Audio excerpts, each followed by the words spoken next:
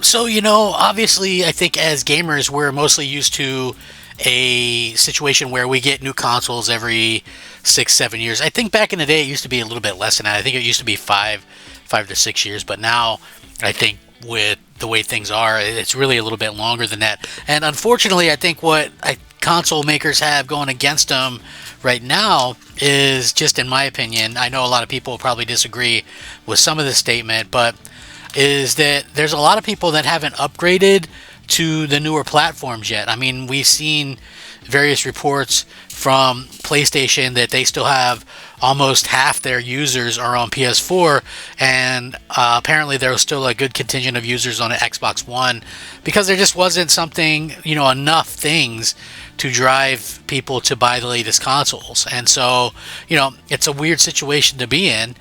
You know what I mean? I think GTA getting delayed multiple times hasn't helped matters in any way. But as it sort of stands right now, it's definitely a weird situation that we're in, and it's going to be interesting to see how this works out. To be honest with you, again, I've kind of mentioned I'm not super interested in what Microsoft has to offer next generation for a lot of reasons. I think probably the main reason is I feel like it's going to have a lack of support. Where does it, like, we don't have a lot of questions answered, so I'm at least willing to give it to that. Like, let's see what the questions are. What is the price point?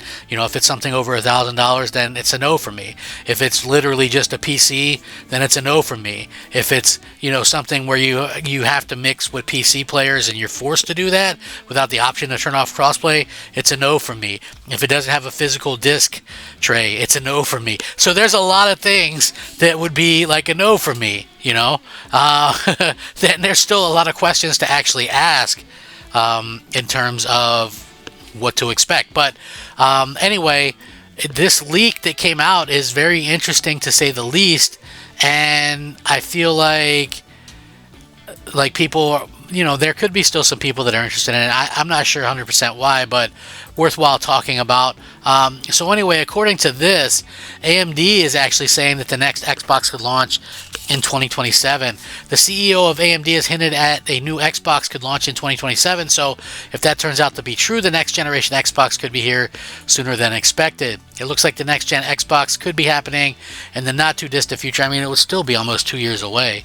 In a new interview with AMD, CEO Lisa Su dropped some interesting information. It looks like a new Xbox could land in 2027, which isn't that far away in the grand scheme of things. It would be interesting to see how that kind of works. But anyway, this was reported by PC Magazine. Sue had this to say in the earnings call, quote, "From a product standpoint, Valve is on track to begin shipping its AMD-powered Steam machines early this year, and development of Microsoft's next-gen Xbox featuring an AMD semi-custom SoC is progressing well to support a launch in 2027. So the interesting things that she says here, I think, are she talks about Valve, which Valve has delayed their launch of the Steam machine. It was supposed to launch early this year, and now it's going to, I think, launch in the first half of the year.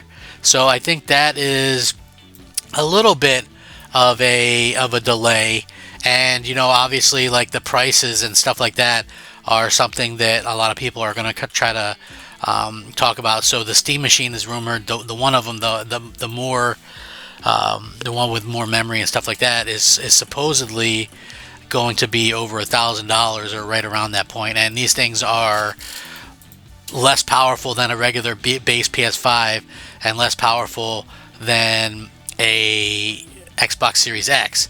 So we have that to kind of look at and say, okay, well, they're going to release something that's less powerful than a PS5, which goes, and it's going to cost almost twice as much, right? So $1,000 for that, where you can get a PS5 for $500, and you could get a Series X for $650, or the one with 2 terabyte for $800, depending on what you want to do, or even get a PS5 Pro for like $700. So I mean, they're going to release something less powerful for more money.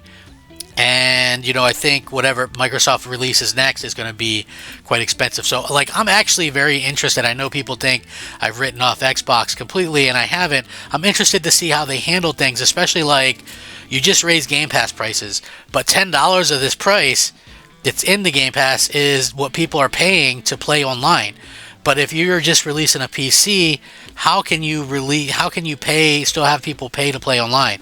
Like, it wouldn't make much sense unless they're going to say, well, it's still a console shell, and if you're using our store and the quote console games, you're still going to need to pay to play. Like, I could see them doing something like that, and then it would be a situation where people would still have to pay to play. But like, I can't see people being very happy about that. It wouldn't, like, that wouldn't intrigue, I think, any PC players to switch over and buy that. And I think that the fact, even if they did make it free for everybody to play multiplayer on it, how would that work? Like, are you forced to work to play with PC players? Can you not disable crossplay anymore? You know what I'm saying? Like, how do you protect your people that are investing in this from, like, the cheaters and the rampant cheaters on PC? Like, that's a real kind of question that you would have to ask yourself. So it's a very interesting quote from Sue, as it seems she may have just accidentally let slip Microsoft plans for the next Xbox.